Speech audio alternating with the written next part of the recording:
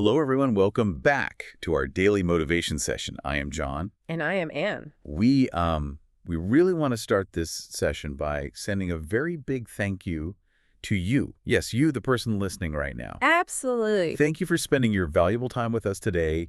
We know you have a busy life, and we are just so happy you chose to be here. We really are. So before we start, I have a quick question for you. Do you often feel like your mind is too full and you just cannot relax? That is a great question. Yeah, so pause right now and tell me in the comments below. I really want to know your answer. I read those comments too, actually, and I want to offer a gentle message to you before we really dive in. Please do. If your mind feels too full today, or if you feel tired even after sleeping, or, if you feel stressed and full of overthinking, please listen to this very carefully. This is important. You are not lazy, and you are not weak. You are just mentally full. Wow, just mentally full. I like that. Right. You are carrying too much information, too many worries, and too many fast thoughts. It is a very normal human reaction to feel exhausted when your mind, when it never, ever stops working. Yeah, it never stops. And in this deep dive, our goal is to help you with that exact exhaustion. Exactly. We are going to explore some simple, powerful lessons to quiet the noise in your head. We want to help you heal your mind and find a calm center. And the best part is, we are going to do this while you practice your English. Right. We're going to speak clearly and slowly. We will use simple words. Think of us like two good friends sitting with you, talking slowly over a cup of warm coffee. Yeah, we want this session to be a safe, comfortable place for your mind. So finding peace really starts with understanding how much noise we allow into our lives. I mean, let us think about the modern world for a second. It is so loud. It is always loud. There's always a sound from the street. There is always a screen showing bright colors. Think about your brain in this environment. Did too much. It is. The modern mind is, it is like a computer with 100 tabs open at the exact same time. Oh, man. I know this feeling intimately. I wake up in the morning, and immediately my brain opens a tab for work. Yep. First thing. Then I look at my phone, and I open a tab for the daily news. I see a message from a friend, and, that is another tab. They just keep adding up. Right. I remember a bill I have to pay, and that is another tab. Suddenly, it is only 8 in the morning, and I already have 50 tabs running in my head. That is exhausting just to hear. It is. Imagine looking at a physical computer screen with that many pages open. The computer fan starts to spin very loudly. The machine gets hot. Everything moves very slowly. Exactly. Every single notification on our phone opens a new page, and our brain, it never gets to click the close button. And that heat and that spinning fan, that represents your nervous system. Really? How so? Well, your nervous system is like an alarm inside your body. When you have 100 tabs open, your nervous system actually thinks you are in danger. Oh, wow. In danger. Yes. It pumps stress hormones into your blood. This is why sleep does not always fix your tiredness. Because the computer is still running. Exactly. You might sleep for 8 hours, but because you never closed the tabs, your brain was still running the programs in the background all night long. That makes so much sense. So how do we close them? You need pure silence to close the tabs. Silence. It sounds so simple, but it is so rare today. It is very rare. I read a story recently about a man named David that explains this perfectly. Oh, I think I know this one. Yeah. So David was a very rich man. He had everything a person could ever want in the physical world. He had a huge, beautiful house. Expensive cars, right. Right. He drove expensive cars. He owned a very successful business. But David woke up deeply stressed every single day. Money does not buy peace. No, it does not. He had millions of dollars, but he had zero peace inside his body. I imagine he tried to fix his stress the way most of us do. By buying more things. Exactly. He probably tried to buy more things or, take long, expensive vacations to tropical islands. But he did try all of those things, and nothing worked. His mind was still loud, even on the tropical island. Right, because the mind comes with you. So one day, David was walking in a quiet forest near his home, and he met a wise man named Michael sitting under a tree. A classic story setting. Yeah. So David explained his problem to Michael. He talked about his stress, his money, and his busy, tired mind. And what did Michael do? Well, Michael just listened quietly. Then Michael pointed to a glass cup sitting on a small wooden table. Okay, a glass cup. Yeah. The cup was full of muddy water from a river. The water was dark brown and very dirty with flying pieces of earth. So let me guess. Michael told him his mind was like the dirt. Very close. Michael said your mind is exactly like this cup of muddy water. That is a great image. Right. Michael said if you pick this cup up and keep shaking it, the water stays dark and dirty. You cannot see through it. Because the mud is moving everywhere. Exactly.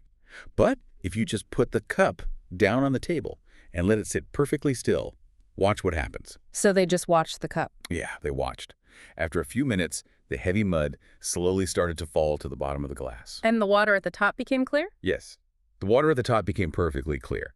Michael looked at David and said, "Silence is how we put the cup down. Silence is how we let the mud settle." That is a wonderful picture to hold in the mind. I mean, you cannot force the mud down with your finger. No, you cannot. If you put your finger in the water to push the mud down, you just make it shake more. You have to do nothing. You literally have to do nothing. So David just had to sit and do nothing. Yes, that is the secret. David decided to sit in complete silence for 10 minutes every single day. Just 10 minutes. Just 10 minutes. He put away his phone. He turned off the music. He did not speak. He just sat in a chair and breathed the air. It sounds hard at first. Oh, at first he hated it. The silence felt very heavy. Huh? But after several days, the mud in his mind began to settle. His thoughts stopped racing. Exactly. The water became clear. For the first time in his life, he felt real deep peace. Wow. You know, thinking about this makes me think of another simple analogy. I love analogies. What is it? Think about a power wire in your house. Imagine you have one main power wire connected to the wall. Okay, I am picturing it. You plug a hot electric heater into it, Mm, then you plug a heavy fan into it, then you plug a microwave into it, that is a lot of power. and then you plug a big television into it too, all at the same time drawing power from one single line. What happens to that wire? It gets incredibly hot. Right. It gets hot, the plastic around it starts to melt, eventually it will spark, burn, and stop working entirely. That is a perfect picture of stress. Yeah, that single wire is your brain. When you connect your brain to your phone, your messages, the news, and fast videos all at the exact same time, your brain overheats and burns out. That explains the biology of what is happening perfectly. I mean, this is why sitting in silence is not just a spiritual idea for monks on a mountain. It is not just spiritual. No, it is a biological requirement for a healthy human body. Science actually shows us that sitting quietly lowers the amount of stress hormones in your blood. So it was like real medicine. It acts exactly like medicine for your nervous system. When you step away from your devices, you stop pulling power from the wire. You give the wire time to cool down. Yes, we often call this disconnecting to reconnect. Disconnecting to reconnect. I like that phrase. It is powerful. Sometimes you need to physically put your phone in a completely different room. You disconnect from the internet so you can finally reconnect with your own body. I understand the science, but let us talk about the reality of modern life for a second. Okay, let's do it. Is it really possible to just sit in silence today? For many people, silence feels very boring, or worse, silence feels scary. Yes, very scary for some. When I turn off the television and sit in a quiet room, all my loud worries start yelling at me. I suddenly remember all my problems. Right, the mud is swirling. Exactly. It makes me want to turn the television back on immediately. That uncomfortable feeling is very common. Your brain is basically addicted to the constant noise. Addicted. Wow. Yeah, when you take the noise away, your brain feels strange, like it is missing something important. The yelling worries. The yelling worries are just the mud spinning in the water. You must be patient and push through that scary feeling. Just wait it out. Yes, if you wait just a few more minutes, the yelling will stop. The mud will settle. You know, it is like charging your mobile phone. How so? Well, you plug your phone into the wall every single day to give it battery power. If you do not charge your phone, the screen goes black and it dies. That is very true. Silence is the charger for your human brain. Oh, I love that. Yeah, if you do not give your brain 10 minutes of silent time on the charger, your brain will run out of battery and crash in the middle of your workday. Silence charges the battery. That is a great way to think about it. But once the battery is charged, we have to start moving again, right? Yeah, We have to go to work. we do. And this brings us to a new problem. How do we move through our day without losing all our battery power immediately? Yeah, how do we keep the battery full? The answer is staying in the present moment and doing only one thing at a time. Doing one thing. Yes. Our minds are deeply tired because they travel too much. Traveling? What do you mean by traveling? I mean, We were just sitting at our desks or in our homes. Well, we do not travel to different countries. We travel to different Oh, I times. see. Time travel. Exactly. Our minds travel backward to the past. We think about old pain. We think about an argument we had with a friend 3 years And ago. we just play it over and over. We play the memory in our head again and again, like a movie. Or our minds travel forward to the future. Worrying about tomorrow. Right. We think about a meeting we have next week. We create fear and worry about things that have not even happened yet. That is so true. We waste so much energy. We spend so much mental energy living in the past and living in the future that we completely forget to live right here, right now in the present moment. I do this constantly. I mean, I am sitting in a comfortable chair drinking a nice cup of coffee, but my mind is 5 years in the past feeling sad, or 2 years in the future feeling scared. And you miss the coffee completely. I am missing the coffee completely. Yeah. There's actually a great story about a man named Robert that shows a different way to live. Oh, tell me about Robert. So Robert is an old man who has worked in a small tea shop for many decades. He is famous in his town for always being calm. Always calm. Always. He always has a soft, warm smile on his face. One day, a young boy named James visits the tea shop. Okay, James. And James is a modern boy. He is always rushing, always thinking about his school exams, and always worrying about his future job. He sounds like all of us. Pretty much. James looks at the old man and asks, "Robert, how do you stay so peaceful all the time? You just work in this simple tea shop." The boy thinks peace comes from having a big, important life, doesn't he? Yes, exactly. Yeah. He thinks you need a big life to be happy. Mm. What is Robert's secret? Well, Robert's secret is his focus. He explains it to the boy very simply. What does he say? He says, when I pour the tea, I only pour the tea. Wow. Only pour the tea. Right. I listen to the sound of the water hitting the cup. I watch the color of the water change from clear to deep brown. He is really paying attention. Yes. And he says, when I drink the tea, I only drink the tea. I feel the warmth of the hot cup in my hands. I taste the strong flavor on my tongue. No time travel. No time travel. He says, I do not think about the mistakes I made yesterday. I do not think about the work I have to do tomorrow. I just stay completely with the tea. Robert found deep peace because he refused to let his mind time travel. That is beautiful. It is. Doing only one thing at a time is a lost art in our modern world. It really is a lost art. Today, society teaches us to do the exact opposite. Yes, we try to do everything at once. We call it multitasking. Oh, multitasking. Everyone puts that on their resume. They do. But multitasking is a dangerous illusion. An illusion. How so? Let me share the story of Dr. Jessica. Okay, Dr. Jessica. Jessica is a very smart, highly trained doctor. She works in a large, busy hospital in a big city. One afternoon, the hospital was very crowded. Sounds stressful. Very stressful. Jessica tried to do 3 things at the exact same moment. She was talking to a nurse about a patient. She was writing notes on a medical chart. And what was the third thing? She was holding a phone to her ear, trying to answer a call from her office. Oh, wow. Because her brain was constantly jumping from the nurse to the paper to the phone, it dropped a piece of information. Exactly. I mean, the human brain cannot actually hold 3 active thoughts at once. I'm guessing she made a mistake. She made a terrible mistake. Yeah. Because her attention was cut into 3 small pieces, she wrote the completely wrong medicine down on the patient's chart. Oh, no. The wrong medicine. Multitasking almost caused a medical disaster. Luckily, the nurse saw the strange medicine name and caught the mistake before the patient took it. That is very lucky. Very lucky. But Dr. Jessica learned a hard lesson that day. Multitasking is a lie. We call it a lie because of how the brain physically works, right? Yes. We think we're doing 2 things at the exact same time, like a machine. Yes, but the human brain does not process 2 complex tasks simultaneously. You are not doing 2 things at once. So what are we actually doing? You are just switching your attention very, very fast. You look at the chart, you stop, you listen to the phone, you stop. You talk to the nurse. You stop. Exactly. This fast switching requires huge amounts of energy. It creates mental pollution. Mental pollution. Yes, it tires your brain out in just a few hours, and it actually destroys your short-term memory. It destroys your memory. It does. Yeah. You make mistakes because your brain is never fully focused on the one thing in front of you. But society praises this behavior. I know. It is crazy. If you are in an office and you are typing an email while talking on the phone and eating your lunch, your boss will say, "Wow, you are such a hard worker. You are so fast." They think you are a hero. Yeah. We think doing many things makes us look smart and important. Society praises it, but society is leading us toward exhaustion. True. The present moment has no drama.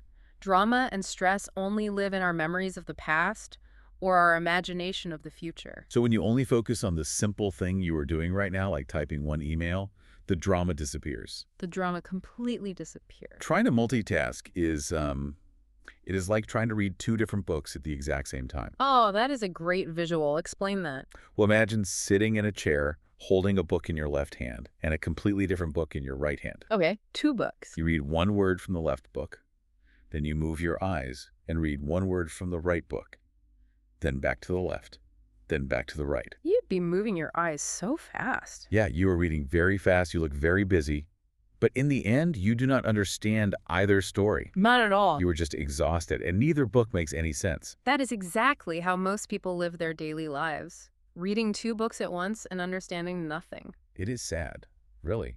If we want peace, we must read 1 book at a time. We must drink our tea and only drink our tea. Only drink the tea. And this naturally leads us to think about the speed of our actions. Agreed. Yeah. It is not just about doing one thing. It is about slowing down and finding our breath while we do it. Even when I try to do just one thing, I try to do it incredibly fast. We all do. We really live in a fast world. Everything is built for speed. Fast food, fast internet. Exactly. We eat fast food in our cars. We talk fast to save time. We scroll through short videos on our phones incredibly fast. We want fast results for everything we do. But there is a biological problem with speed. Moving fast creates physical pressure in your mind. Yes, it does. That pressure creates a feeling of panic, and panic is what causes us to make bad choices. Speed is the enemy of peace. To really understand this, let us look at the story of Daniel. Okay, Daniel, who is he? Daniel is a famous chef who makes beautiful sushi in a small restaurant. Making sushi is an art. It really is. He is known for the incredible taste of his food. But what is most interesting about Daniel is how he moves. How does he move? He does not rush. When people watch Daniel work in his kitchen, they are amazed. He cuts the raw fish very, very slowly. Most chefs don't do that. No, they don't. He prepares the white rice with extreme care, moving his hands in slow, smooth circles.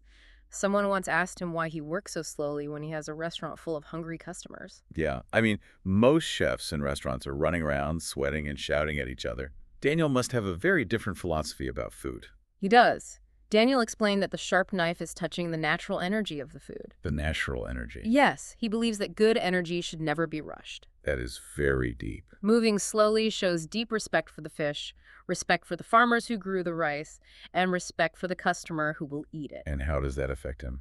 By moving slowly, Daniel stays perfectly calm, and his food is always perfect. Wow.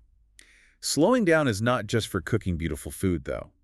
It is also a tool for handling extreme stress and danger. Oh, really? Tell me more about that.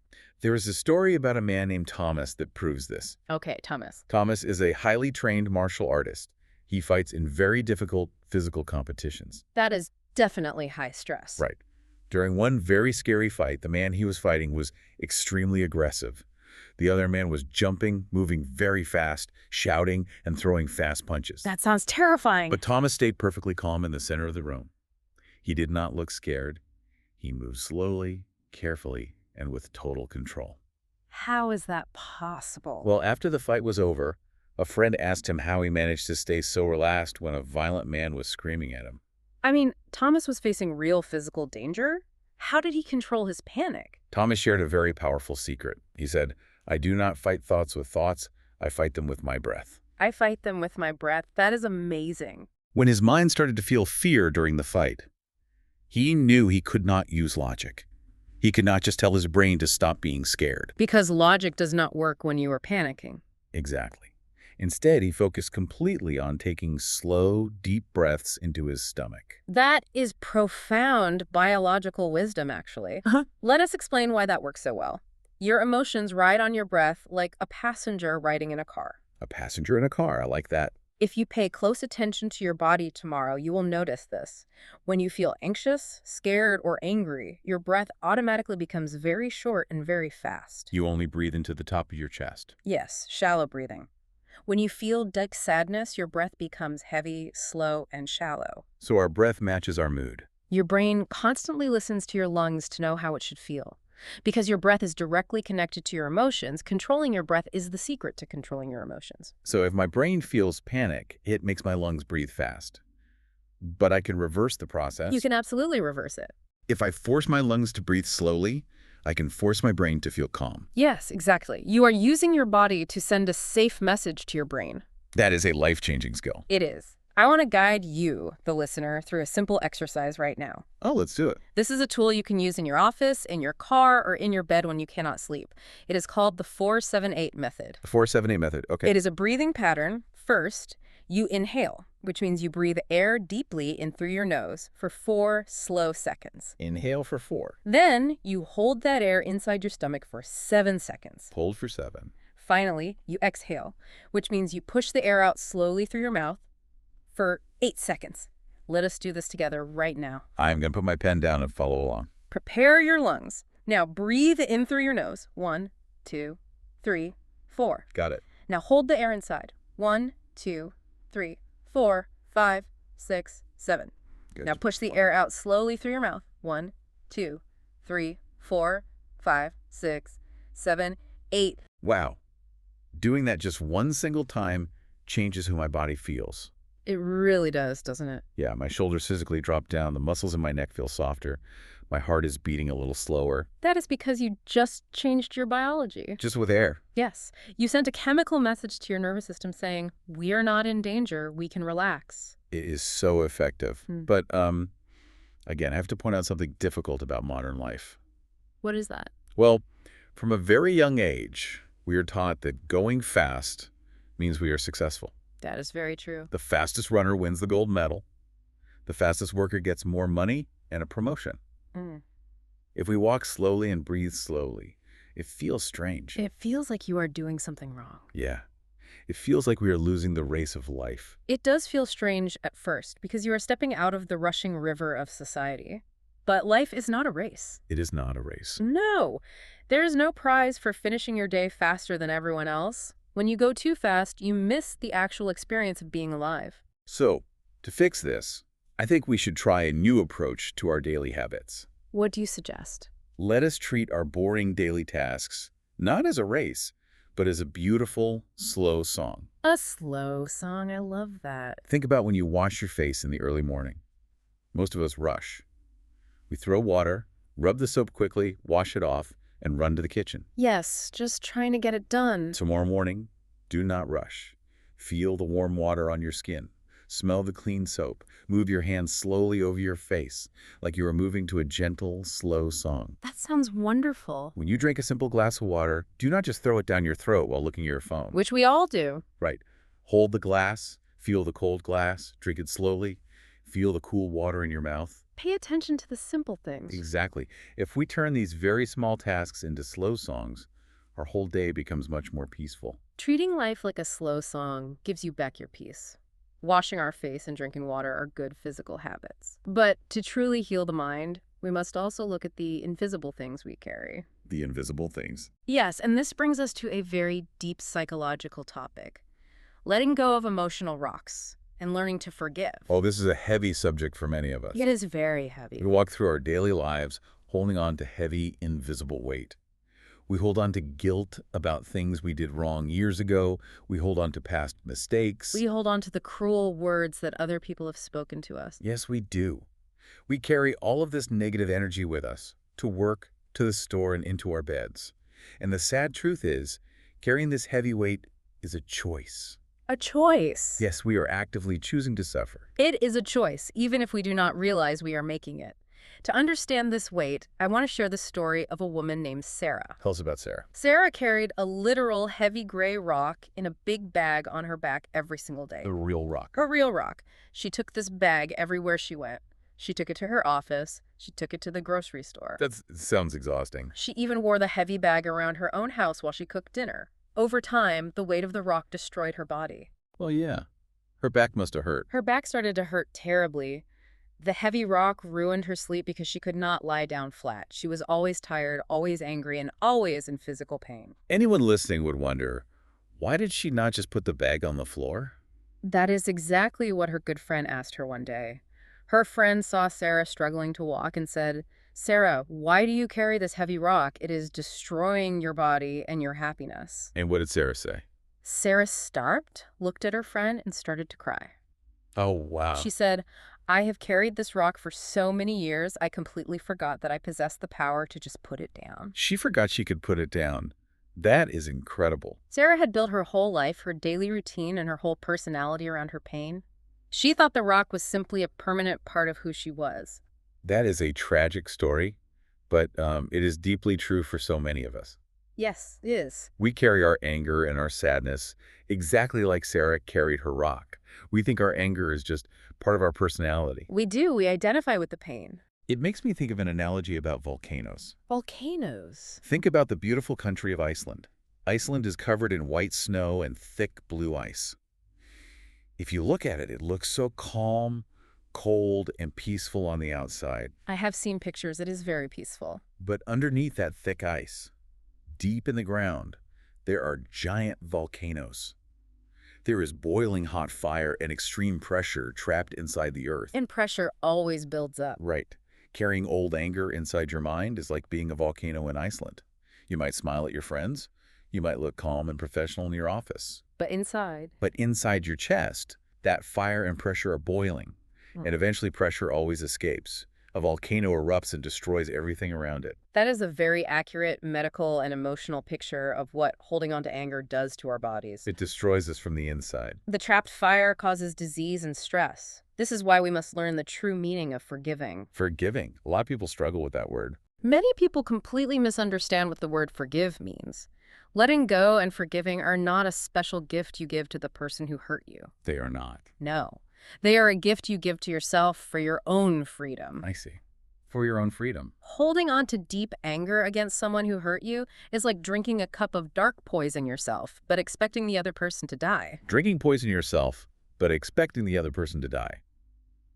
I want to repeat that because it is so powerful. It is the reality of anger. We drink the poison of stress every day, hoping the person who hurt us feels bad. But they do not feel bad. No, they don't. The other person is probably living their life happily while you are letting them live rent-free inside your head, causing you daily pain. That is so unfair to ourselves. It is. I want to be extremely clear about this concept.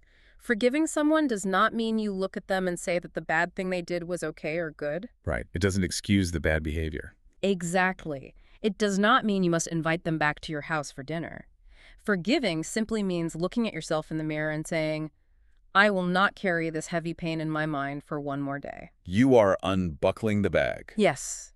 You are saying, I am dropping the rock on the floor.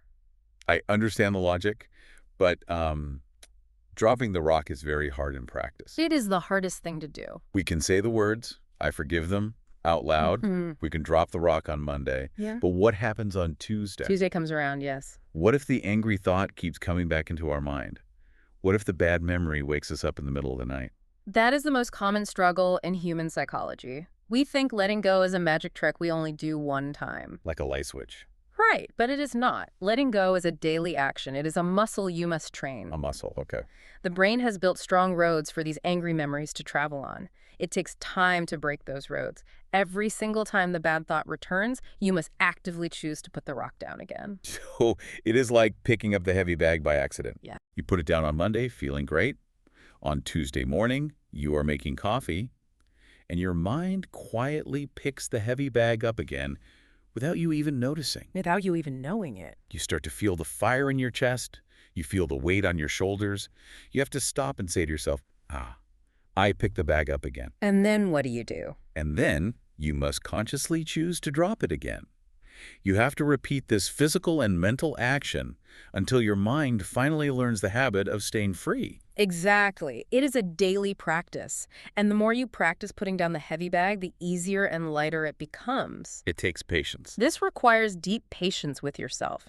Now, putting down the heavy rock is how we handle problems from the past. What about the present? Exactly. What happens when the stress is standing right in front of us right now? What if a person in our life is actively being difficult today? Oh, that happens every day. This brings us to the next vital lesson: accepting others and seeing life exactly as it is. This might be the biggest cause of daily stress for every human being. I agree completely. A huge amount of our stress does not come from what actually happens in the physical world. It comes from our internal expectations. What do we expect? We expect people to be kind all the time. We expect people to apologize immediately when they make a mistake. Which rarely happens. Exactly. We expect our children, our partners, and our friends to act exactly like the perfect characters we created in our heads. Yes, false expectations are the root of much of our daily suffering. We build a perfect story, a movie script in our head about how someone should behave. And when they don't follow the script, When they do not follow our script, when they are rude or late or selfish, we get very angry. We try to force them to change. we yell and we argue. Let me give you a visual analogy for this struggle. Trying to force other people to change is like standing in front of a glass mirror. A mirror. Yes. You look at your reflection in the mirror, and the reflection looks angry and sad. So you start yelling at the glass. You yell at your own reflection. You scream, "Why won't you smile? Change your face. Smile at me right now." That sounds crazy when you say it like that. But you cannot force the flat mirror to change. The mirror just reflects what is already there. People are who they are. You cannot force them to be the perfect person in your imagination by yelling at them. I see. I like to compare dealing with people to watching a river. Okay, a river. Tell me more. Imagine a wide, strong river flowing quickly down a steep mountain. The water crashes violently against large gray rocks. It bends sharply around dark corners. The river flows fast and loud. That is a very strong image. Now, if you stand next to the river, you do not expect the river to stop and apologize for going too fast. No, you do not. The river does not look at the quiet forest and wish it was a strong tree instead of moving water. It simply accepts its natural path and flows around the rocks. It just flows. Right. It is just a river doing exactly what a river does. People are like that too. They just do what they do based on their own difficult lives, their own pain, and their own history. The flowing river is a fantastic example. When you fight against the reality of the river, you create exhaustion in your mind. You cannot fight water. No. Suffering happens when real life does not match our perfect imagination. When you finally accept the truth that people are sometimes messy or loud or deeply selfish, you stop fighting the water. You just let the river flow by you. You just let it flow. Now, it is very important to know that accepting someone's loud or messy behavior is not a personal weakness. Right. It is not surrendering. It does not mean you are a victim. Acceptance is actually a strong shield that protects your own mind space. Let me challenge that idea slightly. Go ahead. If someone in my family or a coworker in my office is doing something completely wrong, or if they're treating me with disrespect, shouldn't I try to fix their behavior? Shouldn't I try to make them see that they are making a mistake? I completely understand why you feel that way. It is a very natural human desire to want to fix things and fix people. Right. We want things to be right. But I will answer this with absolute clarity. You are only responsible for your own reaction. You are never responsible for their behavior. Yeah. Never. You cannot control the thoughts or actions of another adult. Trying to control another human being is a completely impossible job. An impossible job. When you wake up every day trying to do an impossible job, your brain burns massive amounts of energy and you get stressed. That makes perfect sense. Acceptance means giving up the impossible job of controlling the world. You step back, look at the person, and say quietly to yourself, that is how they are choosing to behave today. And then what? You say, I do not like it, but I accept that it is their choice. Now, how will I choose to react to protect my peace? That is a very freeing thought. Giving up the impossible job of controlling the entire world. It is the ultimate freedom. That takes a massive weight off our shoulders. Yeah. We can stop trying to fix everyone else, and we can just focus on ourselves. Yes. And part of focusing on ourselves is looking at the things we actually can control. This leads us to our physical space and the importance of protecting your inner and outer environment. This is perhaps the most practical lesson we can discuss today. I think so too. Our internal mind is deeply and constantly shaped by our external physical space. Like our rooms and our desks. Exactly. It is shaped by the objects we look at every single day. Simply put, physical clutter equals mental chaos. Clutter equals chaos. If your bedroom or office is messy, your mind will feel messy and confused. I know this is true from my own personal experience. I want to share the story of a woman named Emily that perfectly shows this connection. Tell us about Emily. Emily was a smart hard worker, but she had one specific drawer in her kitchen that was a complete disaster. The junk drawer, we all have one. We all have one. It was full of old, useless receipts, broken black pens, old birthday cards she didn't even want, and just random plastic garbage. Yeah, it's messy. Every single time Emily opened that drawer to find a spoon or a working pen, she felt a sudden spike of stress in her chest. Just from opening a drawer. Yeah, her heart would physically beat a little faster. She hated looking at the mess, but she was always too busy, so she never cleaned it. Like many of us. One quiet Saturday morning, she finally decided she had had enough. She took a large black garbage bag, emptied the entire drawer on the table, threw away all the trash, and organized the remaining pens in a neat box. Oh, that must have felt good. It did. That night, she slept much, much better than she had in many months. So we must ask the psychological question. Why did cleaning one small, silly drawer help her brain sleep better at night? Why did it? It is because Emily removed an invisible source of mental pressure. In psychology, we talk about the concept of open loops. Open loops? What is that? An open loop is an unfinished task. Every single messy object in your room, every piece of old paper on your desk, every dirty shirt lying on the floor is quietly yelling at your brain all day long. Yelling at my brain. Yes, the dirty shirt on the floor is yelling, wash me. The messy papers on the desk are yelling, sort me. Wow, I never thought of it that way. Your conscious mind might ignore them, but your nervous system hears all these silent yelling voices. That is an open loop. So the brain is listening even when I am not. Exactly. Your brain burns precious energy keeping a list of all these unfinished jobs. When you put the shirt in the washing machine or clean the drawer, you finally close the loop. The yelling stops. The yelling stops. Your brain can finally rest and save its energy. That explains so much. That explains why I feel physically tired when I sit at a messy desk to do my work. It is draining you. The desk is literally yelling at my brain, and my brain is getting exhausted listening to it. And this concept applies perfectly to what we look at on our digital screens, too. Oh, screens. Let's talk about screens. Think about looking through a dirty window. If you sit inside a beautiful, warm room with comfortable chairs, but the window looking outside is covered in thick brown dirt and mud, what happens? Everything outside looks dark. Exactly. The trees look gray, the world looks ugly and dirty. But the real world is not dirty. The blue sky is still there. The blue sky is there, your window is dirty, and today, your mobile phone screen is your primary window to the outside world. Oh, that is a great point. The phone is the window. If you open your phone in the morning and you only watch angry political videos, fake internet drama, and people arguing in the comments, you start to think the whole real world is angry and bad. Because your window is dirty. Your window is very dirty. You are willingly filling your brain with toxic, stressful images. This is why you must aggressively clean your visual input. You must protect what your eyes are allowed to look at. How do you do that? Delete the toxic, loud apps on your phone. Stop looking at arguments online between strangers. Instead, force your eyes to look at the real world. Go outside. Yes, go outside and look at the green leaves on real trees. Look up at the vast blue sky and watch the white clouds move. Look at beautiful art. Read a quiet book. Yes. When you change what your physical eyes see, you directly change how your biological brain feels. But let me ask you a very practical question about cleaning our physical space. I understand the open loops. Okay, ask away. But if I have a very messy house, maybe my bedroom has clothes everywhere, my kitchen sink is full of ditches, and my living room is a disaster. The idea of cleaning everything makes me feel complete panic. That is overwhelming. It is too big of a job for one day. Where do I even start without feeling completely overwhelmed? That is a very fair and common question. When the mountain is too big, you do not try to jump over it. You climb it slowly. The advice here is very simple. You do not clean the whole house in one day. You start small. Very, very small. How small? You start with just one single drawer, exactly like Emily did. Or you start with just one corner of your bedroom floor. Just pick up 3 shirts. Just 3 shirts. You clean that one small space, and then you stop. You look at the clean space, and you celebrate. Because you closed one loop? Exactly. You have successfully closed one loop. The next day, you clean one more small space. Small, slow steps build big, lasting peace. Start with one drawer.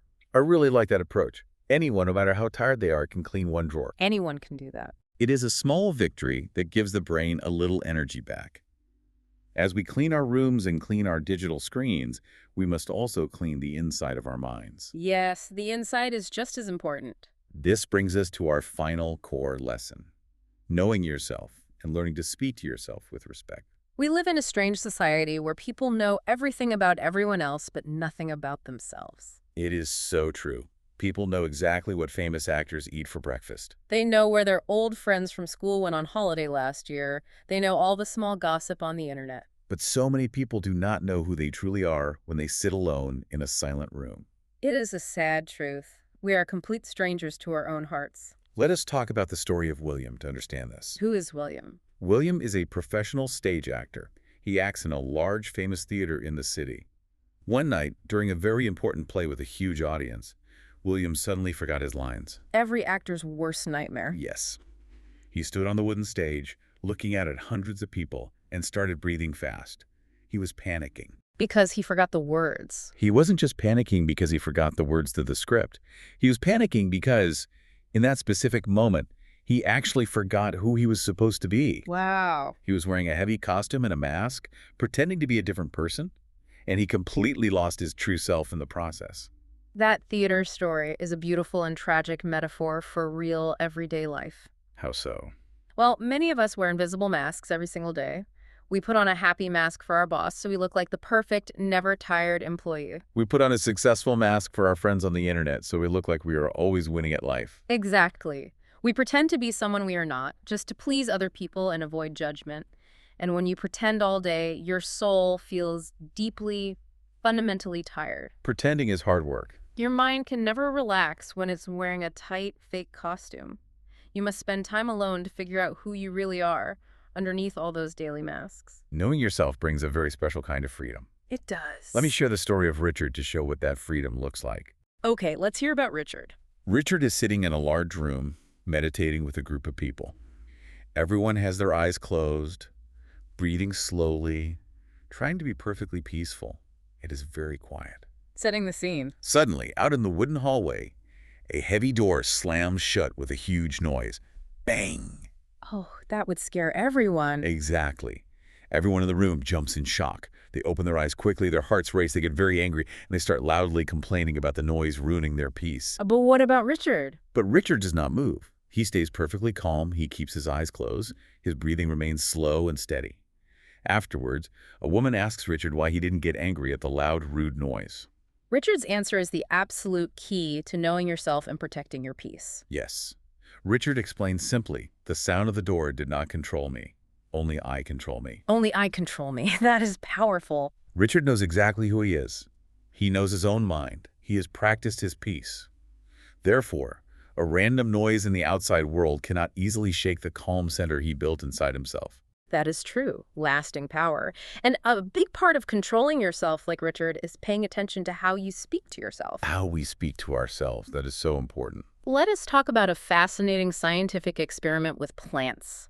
This really shows the physical power of the words we use. Plants. That sounds interesting. Scientists took two identical, healthy green plants. They put them in two different rooms. Both rooms had the exact same amount of sunlight from the window. So they are in identical environments. Both plants received the exact same amount of water every day. Everything was identical except for one thing. What was the one thing? For the first plant, researchers came into the room every day and spoke kind, gentle words to it. They talked to the plant. Yes. They said, "You are beautiful, you are growing so strong, you are wonderful." And the second plant. For the second plant, researchers came into the room every day and spoke mean, angry words to it. They said, "You are ugly, you are weak, you are terrible and useless." That is so mean. The science of sound and vibration is amazing, though. What happened to the two plants after hearing those words? After a few weeks, the physical results were shocking. Really? The first plant, the one that heard kind words, grew very tall, strong, and bright green. It was incredibly healthy. Wow. And the second plant? The second plant, the one that heard mean words, turned a sick, dark brown color.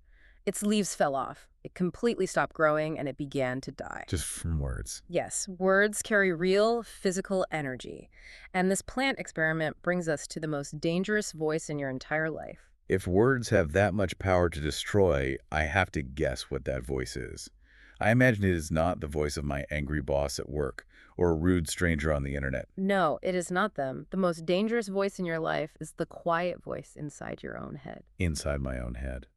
It is the internal voice you use to talk to yourself from the moment you wake up until you go to sleep. So many of us are exactly like the scientist speaking to the second dying plant.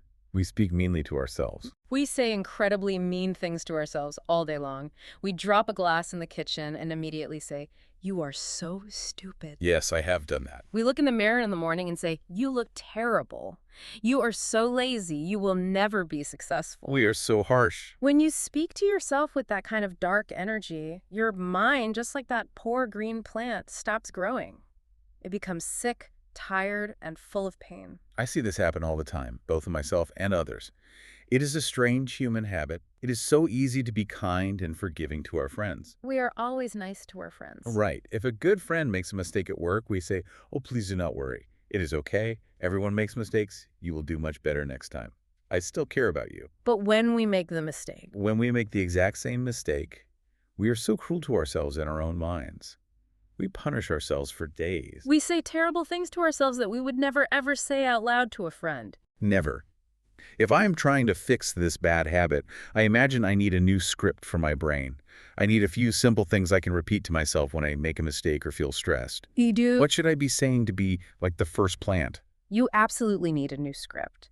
You must learn to speak to yourself with deep, unwavering respect. Deep respect. To help you build this habit, I want to give you 3 simple sentences. These are not just thoughts. These are sentences you must say to yourself out loud. Out loud. Okay. I want you to try saying them while looking directly in the bathroom mirror every single morning before you start your day. Okay.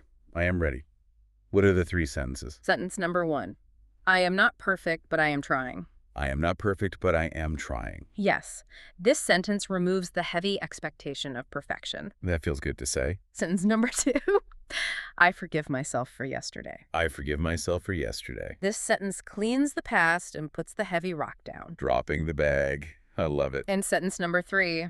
I deserve peace today. I deserve peace today. This sentence claims your right to be happy right now in the present moment. Let me repeat those slowly so we can really feel them.